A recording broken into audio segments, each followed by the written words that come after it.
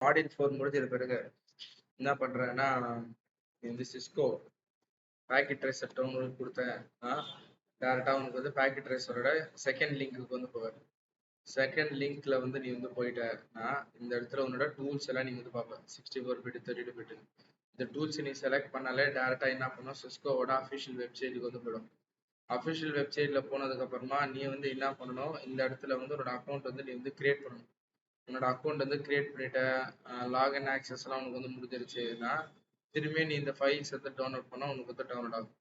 Download பண்ணிட்ட பிறகு நீ இன்ஸ்டாலேஷன்லாம் வந்து பண்ணனா உனக்கு இந்த மாதிரியான ஒரு சிஸ்கோ பேக்கெட் ட்ரேசர் வந்து உனக்கு வந்து ஓப்பன் ஆகும். இந்த ஒரு டூல் மாதிரி உனக்கு வந்து வரும். ஒன்ஸ் உனக்கு அந்த டூல் வந்து ஓப்பன் பண்ணது நம்ம பண்ணலாம் இதுல. ஸோ இதான் அந்த டூலு. இந்த டூலோட இன்டர்ஃபேஸ் இந்த மாதிரி தான் இருக்கும். இந்த இடத்துல நான் வந்து என்ன பண்றேன், ஃபர்ஸ்ட் வந்து நம்ம பண்ண போறது வந்து பேசிக் கான்ஃபிகரேஷன். பேசிக் கான்ஃபிகரேஷன்னா என்னன்னா, ஒரு ரவுட்டர் ஒரு பிசி எப்படி ரெண்டுமே கம்யூனிகேட் பண்ணும்போது ஒரு ரவுட்டருக்கு ஒரு கான்ஃபிகரேஷன் எப்படி நான் வந்து ஏற்றலாம்ங்கிறது பார்ப்போம். ஃபர்ஸ்ட் இங்கே வந்து பார்த்தோன்னா நெட்ஒர்க் டிவைஸ், அது பக்கத்தில் இன் டிவைஸ். இன் டிவைஸ்னா என்னது, பிசி, ஃபோனு, டேபு, அந்த மாதிரி காம்போனன்ட்ஸ் வந்து வரும்போது மதர் போர்டு அது இதுன்னு சொல்லிட்டு வரும். பட் நெட்ஒர்க் டிவைஸ் செலக்ட் பண்ணாலே அது கீழே நிறைய இருக்குல்ல. ரவுட்டர் இருக்கு, சுவிட்சஸ் இருக்கு, ஹப் இருக்கு, மோடம் இருக்கும், செக்யூரிட்டி இருக்கும், வேன் இருக்கும். என் டிவைஸ்ல செலக்ட் பண்ணாலும் ஹோம் இருக்கும், கிரில் இருக்கும், smart city, industrial city, power grid இது மாதிரி. நான் செலக்ட் பண்ண போற ரவுட்டர் வந்து 2901, அதுக்கப்புறமா 2901ங்கிற இந்த ரெண்டு ரவுட்டர் வந்து நான் வந்து எடுக்கிறேன். இந்த ரெண்டு ரவுட்டர்ல நான் வந்து என்ன பண்றேன்னா என் டிவைஸ்ல போயிட்டு ரெண்டு பிசிங்கிறது நான் வந்து எடுக்கிறேன். ஸோ இந்த ரெண்டு பிசி எனக்கு இங்க வந்ததுக்கு அப்புறமா நான் வந்து என்ன பண்றேன், இங்க இந்த கனெக்ஷன் டைப்ஸ் இருக்கு. என்ன cable, cross over cable, straight cable, அதுக்கப்புறமா ஃபைபர் கேபிள், ஃபோன் கேபிள். இந்த கேபிள்ல வந்து என்ன பண்ணனா இந்த கனெக்டிவிட்டிங்கிறத இங்க நான் வந்து கொடுக்கணும். இந்த கனெக்டிவிட்டியை நான் இந்த இடத்துல நான் வந்து கொடுத்துட்டேன்.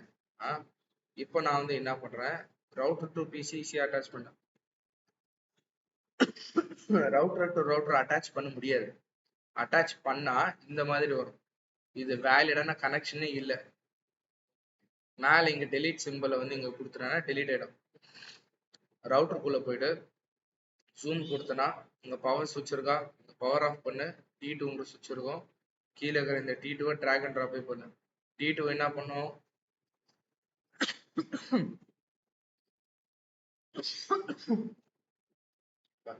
T2 வந்து எனக்கு வந்து வேன் கான்ஃபிகரேஷன் தான் எனக்கு வந்து போய் பண்ண போகுது. அதனால வேன் அடாப்டர் கொடுத்துட்டு பவர் ஆன் பண்ணு. இங்கேயும் அதே தான் பண்ண போறேன். ஜூம் பண்ணிட்டு பவர் சுவிட்சை கீழ் பட்டு T2 வந்து போயிட்டு மாத்திட்டு கனெக்ஷன் வந்து ஆன் பண்ணு. இப்போ இது கொடுத்தா இந்த கனெக்ஷன் வந்தாதான் இதுதான் வேலிட் கனெக்ஷன். இது வந்து நான் எங்க இருக்கிறேன், வீட்டில் இருக்கிறேன். வீட்டில் நான் என்ன ஐபி யூஸ் பண்றேன், 192.1.0ங்கிற இந்த ஐபி. இது வந்து நான் எங்க இருக்கிறேன், ஆஃபீஸில் இருக்கிறேன். ஆஃபீஸில் வந்து நான் என்ன இருக்கிறேன், 3.0வா யூஸ் பண்றேன். இவன் வந்து யாரு, இவன் ஐஎஸ்பி. இவனும் ஒரு ஐபி கன்சியூம் பண்ணுவாங்க 2.0ன்ட்டு. ரவுட்டருக்குன்னு ஒரு ஐபி வந்து ஒன்று இருக்கும்ல, ரவுட்டருக்கான ஐபி தானே 1.1. இந்த ரவுட்டருக்கும் ஒரு ஐபி எது தேவையில்ல 3.1. ஏன்னா 3.0 தானே, அப்போ இது 1 தானே வரும். அப்போ இந்த பிசிக்கும் ஒரு ஐபிங்கிறது எனக்கு தேவையில்ல. அப்போ இது 3.2 வந்து கொடுக்கலாமா. இவன் உங்களுக்கு வந்து வரும்போது 192.168.1.2. வேன் கான்ஃபிகரேஷனுக்கும் நான் வந்து கொடுக்கணும்ல. வேனுங்கிறது எனக்கு அடாப்டர் தானே. நான் என்ன சொல்றேன்னா PC to router, PC to internal router, internal to external router, external to ISP, ISP to external router, external to internal router, internal to PC. So அப்போ நான் இவனுங்களுக்கும் நான் வந்து ஐபி வந்து நான் வந்து கொடுக்கணும்னா 2.1. இவன் பிரச்சனை இல்லை, 192.168.2.2. அவ்வளோதான், இது ஈஸி. இங்கே நான் வந்து இப்போதான் நான் வந்து போயிட்டு என்னோட கான்ஃபிகரேஷனே பண்ணுறேன். சிஎல்ஐல போயிட்டு இன்டர்னல் கான்ஃபிகரேஷன் இங்கே வந்து பார்த்தோன்னா இந்த ரெட் ஆரோ மார்க் பார்த்தோன்னா G0/0, இங்கே வந்து பார்த்தோன்னா S0/0ன்னு சொல்லிட்டு இங்கே இருக்கும். அப்போ ஆமா மீனிங் இருக்கு. ஏன்னா ஒரு ரவுட்டரை நான் எப்படி போய் கனெக்ட் பண்ண போறேன், யாருக்கு கான்ஃபிகரேஷன் பண்ணணுங்கிறது தான் எனக்கு இந்த இடத்துல வரும். இனிஷியல் கான்ஃபிகரேஷன் வேணாம், அதனால நோ, எனேபிள் பண்ண சொல்றேன். கான்ஃபிகரேஷன் டெர்மினலுக்குள்ள போனா தானே நான் வந்து ILT G0/0 அதாவது லேன் கான்ஃபிகரேஷன் பண்ண முடியும். ஐஎன்டி G0/0 கொடுத்தா நான் அடுத்த லைன்ல நான் வந்து போயிட்டேன்னா அடுத்த லைன்ல வந்து போன பிறகு இப்ப நான் லேண்ட்ல தானே இப்ப நான் இருக்கிறேன். ஐபி ஆட் யார் எந்த ஐபி 192.168. சப்நெட் மாஸ்க்கும் நான் வந்து கொடுக்கணும் 255.255.0. 3 நெட்வொர்க் ஒரு ஹோஸ்ட் தானே. ஹோஸ்ட் மட்டும் இப்ப நான் ஃப்ரீ பண்ணிட்டேன் ஜீரோல. நோ ஷட் டவுன் பண்ணாதங்க. ஷட் டவுன் பண்ண வேணாம் தான் இங்க இன்டர்நெட்டே இங்க வரும், அது வரைக்கும் வராது. கனெக்ஷன் வந்து எக்ஸிட் பண்றேன். ஐஎன்டி S0/0/0 பண்ணோம்ல, WAN கான்ஃபிகரேஷன் பேசணும்ல, ஐபி ஆட் 192.168.255.255.255.0. ஆனா நான் இந்த இடத்துல வந்து பார்த்தேன்னா புதுசா நான் வந்து கிளாக் ரேட் 64,000 செகண்ட்ஸ் நீங்க நான் வந்து கொடுத்துட்டு ஷட் டவுன் கொடுக்கும், கனெக்ஷன் எக்ஸிட் பண்ணும். அப்படின்னா இங்க கிளாக் சிம்பிள் இருக்குல்ல, எங்க கிளாக் இருக்கோ அங்கதான் கிளாக் ரேட் கொடுக்கும். every 64,000 seconds the machine and the IP has to be reboot பண்ணிக்கிட்டே இருந்தாதான் ஓவர்லாப்பிங் இந்த சீரியஸே எனக்கு வந்து வராது, ஸ்மூத்தா எனக்கு வந்து போகும். நான் இன்னும் ரவுட்டிங் பண்ணல, இங்க இருந்து இங்க போகணுங்கிறது நான் ரவுட்டிங் எல்லாம் பண்ணல, இதுக்கு மேலதான் பண்ணுவேன். திரும்பியா நான் இன்டர்நெட் இங்க வருதா, பாரு இன்டர்நெட்டே எனக்கு வந்து வராது.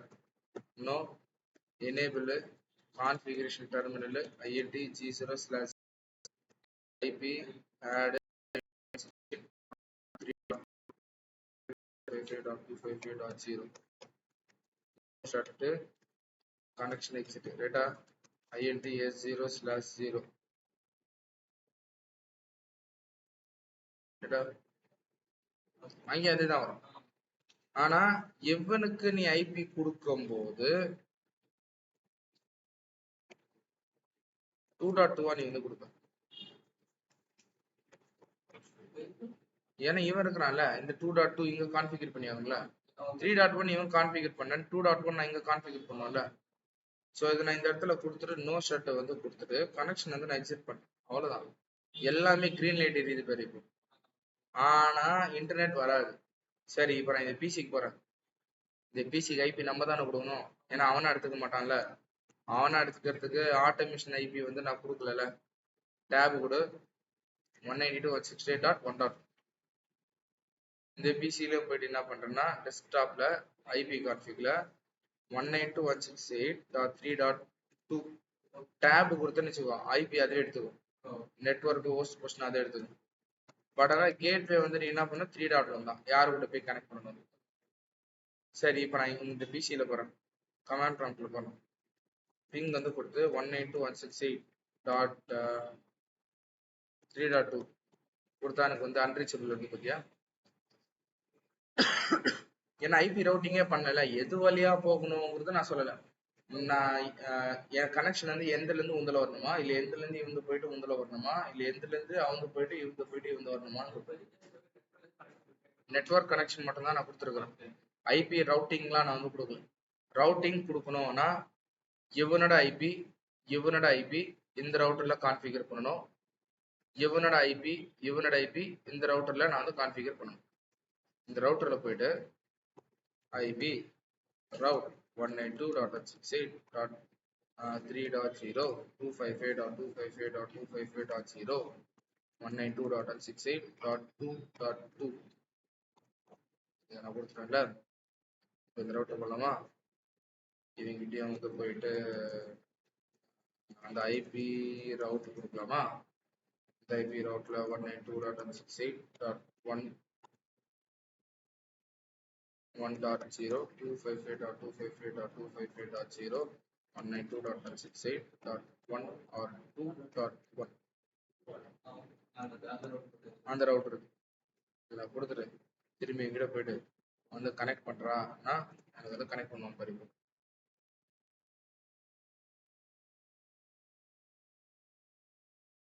இப்போ அதை பற்றிய ரெஸ்பான்ஸு இந்த ரெஸ்பான்ஸ் வந்து வரணும். இது வந்தாதான் இன்டர்நெட் கனெக்ஷன் இருக்குதுன்னே தெரியும், என்ன தெரியாது. இப்போ இதுல இன்டர்நெட் ஆக்சஸ் வந்து எனக்கு வருது இந்த மாதிரி. வேற டவுட் இருக்கா? சரி, ஓகே. இதுதான் பேசிக் கான்ஃபிகரேஷனோட வேலை.